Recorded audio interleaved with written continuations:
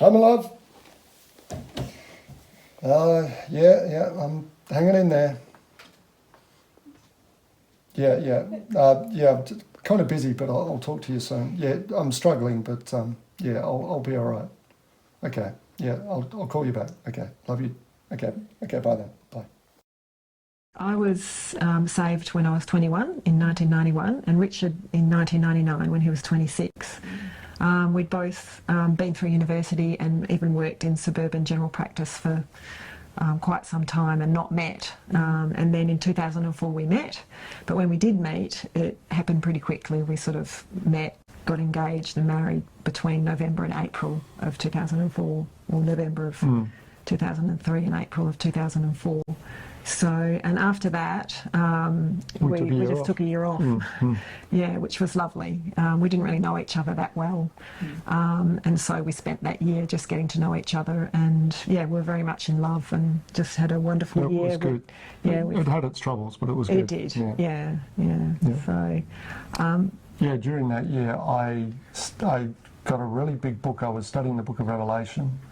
And I got this really big book. It was about 2,500 pages, written by a bloke called E.B. Elliott. It was written about 1850. And he outlined something called the historicist view of Revelation. Nobody teaches it anymore. Like, they teach either the futurist perspective or the preterist or the amillennial perspective. But this was actually the most common perspective back then, and it was an amazing book. It was really detailed, very thorough. And I mean, I've read all the other sort of opinions on the book, and this was head and shoulders above the rest. And it really opened my eyes to how the world is now and how we got here. It was a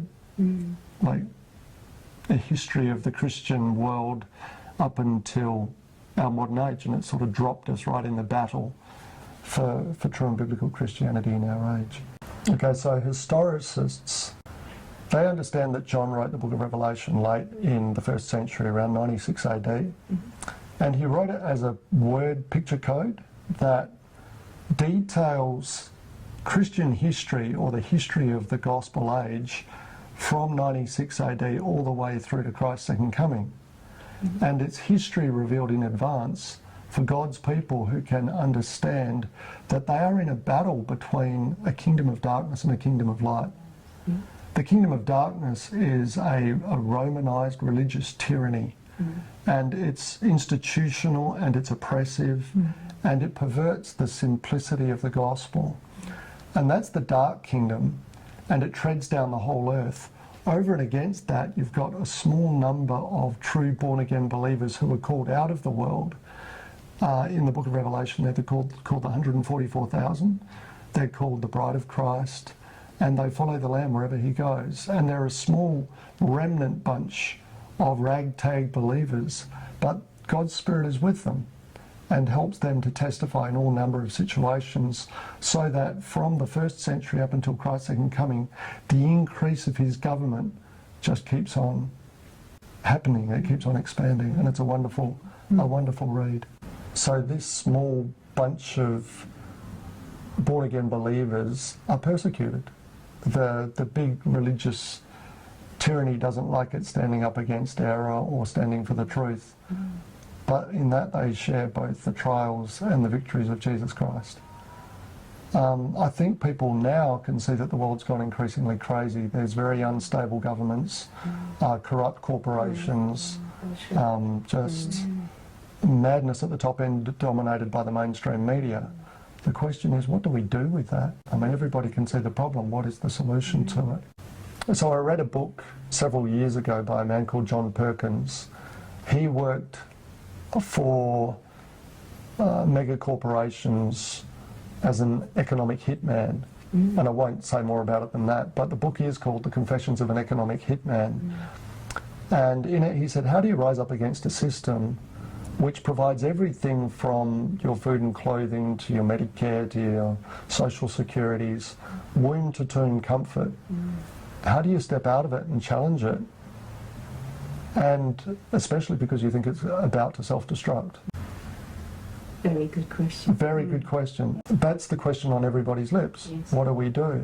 Around the same time that I was studying the book of Revelation, some friends of mine, good Christian friends, were studying the economic system, and our paths aligned. What they had discovered was that the system in which we work actually goes back to the principle of debt, and that in order to partake of the system, we have to be registered as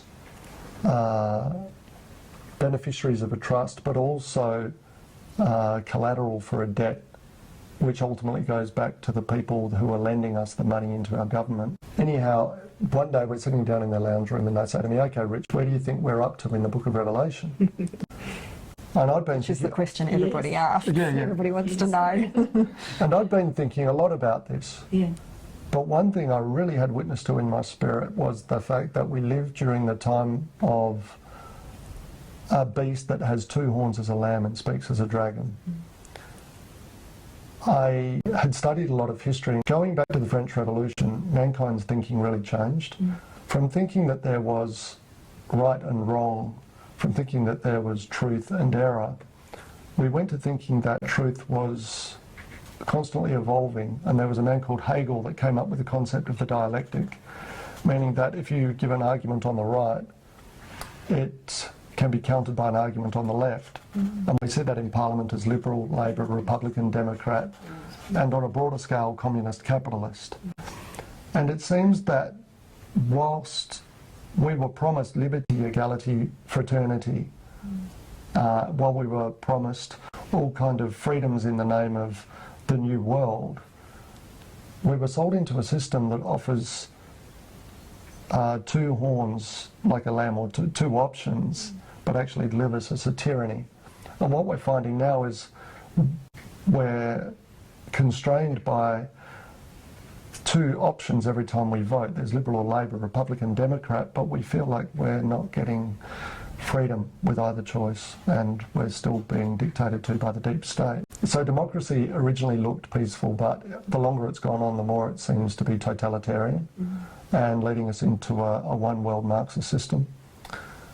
The societies behind it, the Freemasons and the Jesuits and others, together with the merchants, are leading us into a increasingly intolerant society where they will cancel anybody's opinion other than their own. So when I discovered all this, I discovered that it was our commercial identity that actually keeps us chained to the system. You know the movie The Matrix? Yes. You've seen it? Yes. Okay. The plug in the back of Neo's head, when he wakes up and he's in a cocoon of slime and he's got this thing stuck in the back of his head, and when he pulls it out, he's suddenly free. Yes. The question is, what is that for us? What is it that keeps us chained to a system of make-believe, really, so that we spend all our time and energy serving a really greedy sort of system that just wants to suck us in and take our life from us? The question is, what's the answer? I saw a government document. It was written back in 2011, and it said this: government is solely responsible for commencing a person's identity through issuing a birth certificate, and it's solely responsible for declaring an end to identity through issuing a death certificate. That's what the Australian government says. And I looked at that and I thought, that's really quite an audacious thing to say. I thought, like, God gave us our identities, or our parents gave us our identities. But this commercial identity, the thing that government gives us, like, why is that the be-all and the end-all? So when I realised all this, and I was talking with my friends in their lounge room, and they said, where are you up to in the book of Revelation? And I started talking about names and numbers that made us able to buy and sell. It was I was just utterly shocked. Yeah, that's all well and good. But what did that mean for you? Well, devastation. Basically, it meant everything that we owned and everything that we were Right. in our identity, being able to buy and sell, able to work in hospitals, it was all put on the line. So it was just like this horrible feeling of, oh, really? Is that what we've got to do? So I began to tread water. Like, God, is this really what you want us to do? I began to read books and... I think you thought that God might be expecting you to do it tomorrow, which was what made it feel overwhelming. But God was much more gracious than that, and it took many more years before that actually came to pass. Yeah. we realised that we would have to start living by faith, that we would have to take on new identities and basically live as local missionaries. And that was a big step. And what did that look like? The first thing was we just stopped working for money. So yeah, we stopped. I was already pregnant with Jemima, so I stopped work just before I had her. But Richard continued for a little bit, and then when we got to that point, Richard gave that up, and we started a home-based ministry where we rented the next door apartment and just did sort of basically the same thing, health-based ministry, but not for money really. It was like a donation box if people wanted to give. And it was great because we could actually take the time to spend that we wanted to really care for people. So that was really the first step. And this is a lesson we learnt, I think, from George Muller's testimony, that we would ask for nothing, so we'd just do everything in secret prayer and just trust the Lord for all his provision and just serve people. So, yeah, that was really the beginning of our journey. Yeah, there was a time where we got down to the last $5, and I had this old sports car. It was an MG sports car. And so I put it on the right. Like, I'd been trying to sell this car for years. Like, had people come and look at it and go away. But this particular day, I put it on the verge with a for sale sign on it, and we sold it twice in one day. Like, yeah. Cash offer. Yeah. But I just knew it would sell. Like, so, like, you know, people say your extremity is God's opportunity. And that day we just knew that God was going to do something, so he did. And what we discovered is we just had to put everything on the line. And nothing was sacred in a sense, which led to some tears, but some victories as well. Yeah, very much so. So yeah, we started doing local evangelism as well, which wasn't spectacular. Like, it's not like you go out there and you're a comfort with, you know, you've got all your videos and everything's neat and tidy. It was messy, wasn't it, Jane? Yeah. So I'd go out. We didn't have a car, have the double pram, had Phoebe on the back. So they were all under kind of 6 or under at that point, I think. Yeah, one day we went out. I was just taking the girls to play in the park. But yeah, we did go armed with tracts, and yeah, we met this guy, Darren, who was a bit of a down and outer, and he just left his house in the morning, hadn't he, and just was going somewhere looking for food. And so we met him, we handed him a tract, and then he said, you know, he was hungry, so we thought we'll take him back to the church where we actually happened to be staying at the time. And yeah, we shared the gospel with him, and then yeah, it was a lovely thing, wasn't it? He came to salvation sort of soon after that. And yeah, but it wasn't fancy, was it? No, it wasn't glamorous, but it was always encouraging. I think it talks about the gospel shoes, and yeah, really we've found when we've been in our most difficult situations and really hemmed in, that if we just get out and share the gospel, it just lifts us up, and that's often when God brings a deliverance as well, and that's been so true for us, I think. So the other thing I did around that time was study. I felt very responsible for Jane and the girls, and I said, Lord, if this is wrong, then please break my legs or make me sick or something like that. But I got books from the libraries rather than going to YouTube or, you know, Facebook or something. Like, I wanted mainstream, and I wanted to figure out how we got where we are, and I wanted to look at the nuts and bolts of it. So I spent a lot of time studying. I'd sit in my office and scrunch my hair up, and I'd come out and the girls would say, Dad, you've been studying again. He looked like young Einstein with the hair, you know. And I feel like I had the weight of the world on my shoulders.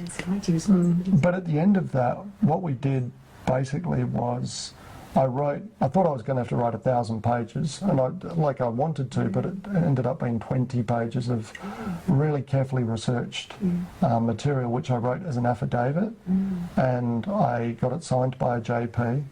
Then I sent that to the Queen and to the Governor-General, and subsequently to other authorities, saying that I feel like God's given me a new name, and I'm not applying to you to have my name changed, but with a new name, we want to serve and love people, and we want to honour authority. We don't want to be rebellious, but we don't want to be part of the system, as it were, dependent upon it, and therefore subject to its judgments as well. So, yeah, that was Terrifying. Yes. Yeah, but God was good, and Jane saw it working, and after a while she was convinced that that was the thing to do as well. But we felt good about it because it put us there's this idea of sovereign citizens to say, well, I'm not accountable to anybody and I can live however I want because all the world's corrupt. But in this we were saying, look, we can't partake of that because it's all debt-based and we don't want to be debtors, we don't want to be a part of that soulless democratic farce. But we do want to honour flesh and blood people that are put over us, with the Queen at the top and governors and magistrates and policemen and all the rest of them. We want to be peaceable people. We want to be doing what's right. We want to be paying tax for roads and parks and policemen and things that make our lives better. Yes. I think missions in terms of God-dependent, throw yourself into the battle on a wing and a prayer is the way that the church should be going forward. I think we've fallen into the trap of corporatised Christianity where to start a church we basically get an ABN and we set up a website and rent a venue and all that kind of stuff. But I think the way Paul encouraged us to do it, for example, was just to go out and you struggle and get persecuted and you preach, and eventually through something of Christ in you, the church is born as people are born again, and then you disciple them and you train them up. And then when you see the more mature men amongst them, you set them as elders over the congregation and you move on. And you do the same in the next place and the next place, the next. But that's what we lack here in Australia. That's what we lack in the West. And so the missionaries that really inspire us are people that have done that in the past. We love Hudson Taylor in China, C.T. Studd, who went to China and India and Africa. We like the way George Muller did his ministry. They believed that if you did things God's way, just trusting Him, He would always come through. And so the question is, what does that look like in our culture, particularly when we're not going to lead on secular securities? Yeah, I was just going to say that's the thing about it. It's when you don't have a system to trust in, it's just not at all glamorous, and it feels very strange when you've been leaning on a system yourself your whole life. It is like Neo when you've been, and you're just like this blubbering jellyfish. And we were complete spiritual pygmies, I think, to start with, and I think we're a little bit stronger now, but every day, just lean on the Lord, and it looks messy sometimes, but you kind of just learn to just relax in the mess and just do it anyway, and somehow when you see Him come through, I guess. The victories are very sweet. But I was hearing, my mum was telling me about one of Paul Washer's messages recently, and he was just saying, I am so weak. He said, I may say these things, but he says, but every day I'm just so weak. And I can say that that's totally true. Let the weak say I am strong, but every day you wake up and you just go, God, I just need you. I just need victory over fears and anxieties and intimidation and confusion. And God comes through. It is where God steps in, isn't it? It is. It's amazing. He just wants to meet you in your place of need, and He wants to be there for you. Do it in our strength. He doesn't want us to rely on our strength. And as you look back, you realise you can't take any credit for anything. Keeps you humble. It really does. So, Good journey, though. It's been good so far. It's been wonderful. This is a story about us when we really abandoned ourselves most fully. It came down to no house, no car, no job, no bank account. I think we had about 85 cents in our pocket. And we were packing up, not sure where we were going to go. We'd sort of got rid of everything we had. Just as I was packing, we got a phone call from a friend. It turns out we'd helped her sister for several years looking after her because she had cancer. And anyway, this lady that rang said, where are you heading? I said, I'm not sure, we're just going to step out the door and see what God does. He says, well, Clancy would be happy to have you. She's on her own at the moment. I'm sure she'd like to have someone with her. Sort of asked her if she was sure. She said, yeah, look, I'll give her a call. Anyway, she got back to us, and it turns out that Clancy was happy to have us come and stay with her. So a couple of days later, we jumped into a friend's car that was borrowed. He was in China, and we drove to Clancy's house. And we got there just as she was preparing dinner. She was preparing a quiche. And just as we got there, she said, I'm just going down the shops to buy some eggs. Without thinking about it, I said, don't worry, I'll get them. And then I realised I didn't have any money. And I said, I'll just go to the toilet first. So I wandered down the hallway, shut the door, sat on the toilet seat and said, oh God, I just don't know what to do. I said, I'm going to get these eggs.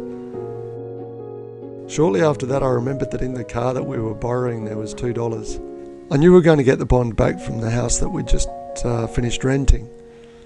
So I grabbed, it was just a little more than $2, and I wandered down to the nearby shop, which was open. It was about 6 o'clock at night, and I had $3 in total. Our friend, although she was vegetarian and she didn't eat eggs, she was just an animal lover, and I'm sure she wouldn't have wanted us to buy cage eggs. So she needed to at least think that we were eating free-range eggs. Anyway, I found this sign saying special 3 eggs for $3, and I thought, well, beauty. Problem was they were cage eggs. So I bought these cage eggs for $3, and I wandered out of the shop just going, God, I don't understand. I can't walk in with cage eggs. And I was feeling a bit disconsolate until I got to the end of the driveway, and I looked over to the right, and there was a bin there, and it was a recycling bin. And somehow I just knew there'd be free-range egg cartons in there. I lifted it up, and sure enough, right on the top of the bin there were 2 free-range egg cartons. I chose the one that I thought looked the best, put it down on the driveway, and switched the eggs out of our cage egg carton into the free-range egg carton, shut the lid of the bin, and off I went up the driveway. Anyway, when I got inside the house, Jane was there, and she met me with a stunned look of disbelief when I put the free-range egg cartons on the bench top. Anyway, later on I told her the story. Anyway, the reason I share it is for 2 reasons. One is to let you know that following Christ and giving up everything just isn't glamorous. It's one very small miracle after another, and somehow God just pieces it together to keep you going day after day. The other thing I wanted to share was the fact that it reminds us that Jesus, though he was rich, it says that for our sake he became poor, that we through his poverty might become rich. And Jesus lived in complete dependence. There were so many situations where he had nothing but the Father's mercy to sustain him and to advance his ministry. But it was through that complete condescension and obedience to the will of the Father that he earned our eternal salvation and gave us his righteousness. So God is to be thanked for that. Okay, God bless.